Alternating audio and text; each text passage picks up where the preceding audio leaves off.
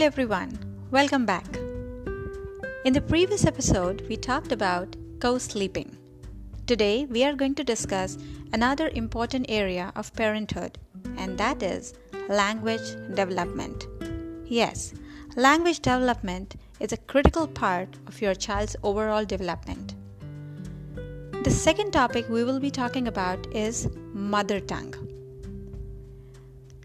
Language development supports your child's ability to communicate and express and understand feelings. It also supports thinking and problem solving and developing and maintaining relationships.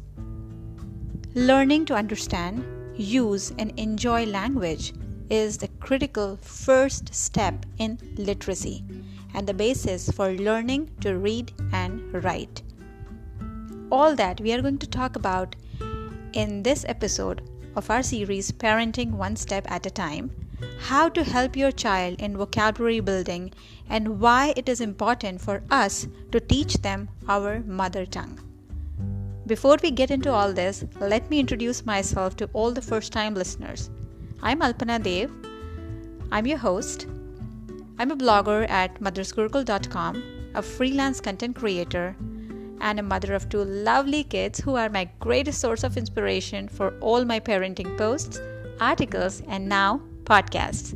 Welcome to Mother's Gurukul Podcasts. First words, first step, first flip, first tooth. All this is always special. When our child gets the first tooth, we keep looking at it time to time as if it is soon going to disappear. When our baby flips for the first time, we keep taking pictures and videos. When our infant utters mama for the first time, this first word in his or her vocabulary is so special to us. And it's an unforgettable moment. Very soon, they start picking up words from their surroundings, learn to relate words, develop an understanding that words have a meaning, and they are used to express what we feel. From the first cooing sounds our infant makes in response to a tickle to the first words in their vocabulary list of toddlerhood, we get delighted at each step of our child's progress. The vocabulary building or language growth children accomplish during these first few years has a long time impact. And children cannot progress without the nurturing guidance and modeling of appropriate language used by the adults around them. So, how to help your child in vocabulary building? First thing first, and very important, talk. Yes, that's the first and the foremost requirement. We are the first language models for our children. Just keep talking until you get bored of your own voice. Well, jokes apart, if you will talk, then only the kids will know what represents what. And this will develop their vocabulary. The best way to encourage your child's speech and language development is to do a lot of talking together about things that interest your child. It is all about following your child's lead as he shows you what he's interested in by waving, pointing, babbling, or using words. Like talking, responding to your child is equally important. As your baby grows up and starts to use gestures, you can actually respond to what they're talking by rephrasing their sentences, their words. When your child starts using word, you can repeat and build on what your child says. For example, if she says, say, orange or apple, you can complete the sentence, or you can rephrase the sentence by saying that, do you want a red apple, or do you want an orange, or do you want a yellow banana? When you tune in and respond to your child, it encourages them to communicate. You will be amazed at how much they have to say even before their words develop. Build a meaningful conversation. Don't think that what my infant will understand. Infants learn most of the stuff from our expressions. Tell me, why do they smile all the time? It's because that's what they have seen us doing all the time. That's why they pass a cute smile the minute they see us, or their siblings, or any known face. And yes, speak slowly. Try not to talk very fast. Let them grasp what you have just said. Once the child step into toddler phase, try to find concrete examples of new words whenever possible to make a meaningful conversation, and then those words and the examples will make the whole picture more clear to them. Relate words to their real life experiences. Make them meaningful and make connections with new vocabulary. Talking about what is happening in your daily life together is a great way to increase the number of words your child hears. You can talk about things that make sense to her, like what is she seeing or what is she doing. Now the key here is to use lots of different words and in different contexts. Grocery shopping or morning or evening walks are a perfect time to build up a meaningful conversation while introducing them to new set of words. Say for example, you are on your grocery trip with your kiddo and you are just seeing the vegetables and picking the vegetables, and then there you can start a conversation. Hey, see, that's a green broccoli which is sitting right next to maybe red tomatoes, or this green chili looks it's thin, or maybe this yellow or orange mango, it's soft. So when you come back home and when they will see the same things in the grocery bag, somewhere they will recall what you have just said. Maybe they may not recall each and everything, but they will find a relation, and next time when you will go to the grocery shopping, they will point it out because it is already there in their mind. Sing rhymes, tell stories. They learn a lot from singing and listening to stories. Also read a lot. Read all sorts of books. Signs on the walls, directions, recipes. Don't leave any opportunity to read. A wide variety of reading material will expose kids to a wide variety of new words. Reading lets your child hear words in different contexts, which helps him learn the meaning and function of words. Linking what is in the book to what is happening in your child's life is a good way to get your child talking. You can also encourage talking by chatting about interesting pictures in the books you read with your child. Limit screen time and encourage family time. Turn off the TV and then talk. One of the best places is the dinner table. That's one of the few times entire family is together. Nowadays, parents turn on the TV if the child is getting fussy. I know that's an easy way out, but for the child at early stages of learning, it is not an appropriate option. Instead, try to distract him by saying something else. When they watch TV instead of communicating with us, then it's a one-way conversation. When we talk to them, there is a question and answer session going on. Get friendly with the nature. Mother Nature has so much to give, and kids love being out.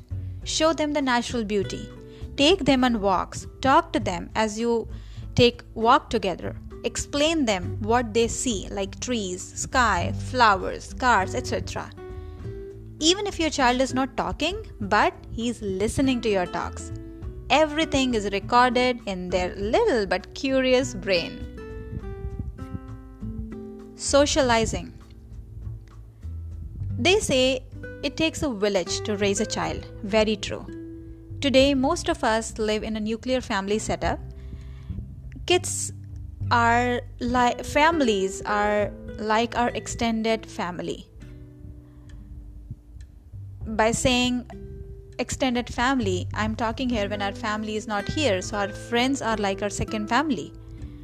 Try to meet them. Let the kids mingle with one another. If possible, take your child to story time sessions at library.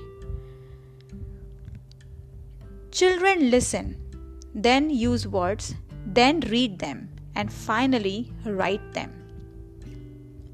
As a parent, we have the privilege of watching the stunning language growth that occurs from birth through a child's early years. Parents who talk to their children and who encourage interaction will lay a healthy platform for academic success. And children will quickly realize that words can be exciting and interesting. How do you know that if your child is achieving the language developmental milestones or not? So let's see. I got this information from raisingchild.net.au. It says in 3 to 12 months period, your baby will most likely coo and laugh, play with sounds, and begin to communicate with gestures like waving. Babbling is an important developmental stage during the first year. Babbling is often followed by the jargon phrase where your child might sound like he is talking or having a conversation. At this stage, though this speech doesn't mean anything, first words often start by around 12 months. Next is 12 to 18 months. At this stage, children often say their first word with meaning. For example, when your child says dada, he is calling for his dad. In the next few months, your baby will keep adding more words to his vocabulary. Next stage is 18 months to 2 years. In the second year, your toddler's vocabulary has grown and the toddler will start to put 2 words together into short sentences. He'll start much of what you say to them, and you can understand what they say to you. Most of the time. 2 to 3 year old kids, your child can speak in longer and more complex sentences now and is getting better at saying words correctly. Next is 3 to 5 years. Your child would probably also want to talk about a wide range of topics and her vocabulary will keep growing. She might show that she understands the basic rules of grammar and she experiments with more complex sentences that have words. Well, be ready to have some long stories. 5 to 8 years. During the early school years, your child will learn more words and starts to understand how the sounds within a language work together. He'll also become a better storyteller and he learns to put words together in different ways. By 8 years, he'll be able to handle an adult-like conversation. When we talk about vocabulary building, language development in kids, teaching kids their mother tongue also comes into picture. Many immigrant parents see this as a challenge to make their kids comfortable with the mother tongue. Sometimes the kids can understand, but they can't speak. To me, it is one of a very important aspect that I feel that each and every child should know their mother tongue if they have any. Our mother tongue is a gift we are privileged to receive by the virtue of our birth. Those who are from India listening to this podcast would know the places or the states I'm going to tell in this part of our episode. So originally I'm from Maharashtra and I'm born and raised in Kanpur. I myself have experienced the advantages of knowing my mother tongue. Thanks to my grandparents and parents who laid a very strong foundation for us and also given us as many opportunities as they could in finding and exploring different ways to stay connected to our culture and mother tongue. Telling from my own experience what a wonderful feeling it is to know an additional language, which today has become one of the most challenging tasks for parents, especially who are living outside India. Living abroad, but at the same time staying connected to our roots and passing on our culture, which has language as an integral part, to our next generation is becoming more and more demanding. Sentences like, "Our kid doesn't talk in our mother tongue. We tried and tried, but no success. It's so hard." These are the commonly said sentences by many immigrant parents who are living outside their home country, India in my case. But is it that difficult as it sounds? Well, I don't think. What it demands is little bit of patience, time and discipline. Kids are smart enough to sense the dilemma of parents, so they test us. I feel that if kids can learn any other foreign language, then why not their own language? Today, technology has made everything on our fingertips. Lots of mobile apps are out there to make the learning more interesting. Language learning softwares like Rosetta Stones, Live Mocha, language schools are some of the mediums which can be a good start for the learning process. Needless to say that grandparents is the best school. It is surprising that how much a kid can learn from their grandparents in general, routine, day-to-day conversation. If kids are encouraged for talking to their grandparents in their mother tongue, then it's like a win-win situation. Not only this creates a special bond between the two, but this is also a great way to learn the language. Also, during India trips, it gives a lot of comfort and confidence to them when they know that they would be able to hold a conversation there. Whenever we go to India, our kids enjoy the India trip to its fullest. Why? Because language isn't a barrier for them, but it acts as a connector. They are comfortable in expressing their feelings, both in Marathi, which is my mother tongue, and the national language, which is Hindi. And it helps them in enjoying their India trip. And it gives us a comfort feeling that they are happy there and they are not feeling isolated. Well, feeling of isolation is another area of concern for parents living abroad when they go to their home country. And kids, on the other hand, they aren't that excited because of an anxiety that they will be bored. Sometimes they get a different treatment in terms of conversation. It is a general perception that kids are more comfortable with English, and when they visit their relatives back home, this practice gets continued. Just to make them feel at ease, relatives and friends talk to them in English. But this can go either way. When they see other kids talking in different language which they are not able to understand, they get that complex, which can be a negative impact on their self-esteem. Looking from the positive side, it may motivate them to learn the language. So, it is actually challenging. I heard Sudha Murthy, who is an Indian social worker and the author and chairperson of Infosys Foundation, saying in one of her interviews that knowing mother tongue is as important as knowing English. With globalization, being comfortable with English has become today's demand. We all have different dimensions that build our personality. Mother tongue is one of the dimensions of a person's self-being. The most important part is don't give up. As they say, parenting is an ongoing process, and preserving our heritage, cultural awareness, and native language is more important than what we realize. Keep the momentum going, and sticking to our decision is the key. I would love to know your thoughts about this topic, and especially on this mother tongue topic that we have just discussed. And I would love to know how you are trying to help your kids in developing that interest or the comfort level to your mother tongue. Please send me your replies, your thoughts, your ideas through the comment section. In the next episode, we will talk about one of the major factors that contributes to a great extent in vocabulary and language development, and that is reading.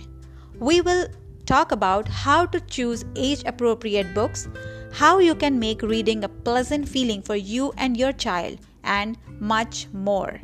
All that is coming on your way in next episode. Till then, stay happy, stay blessed. Happy parenting.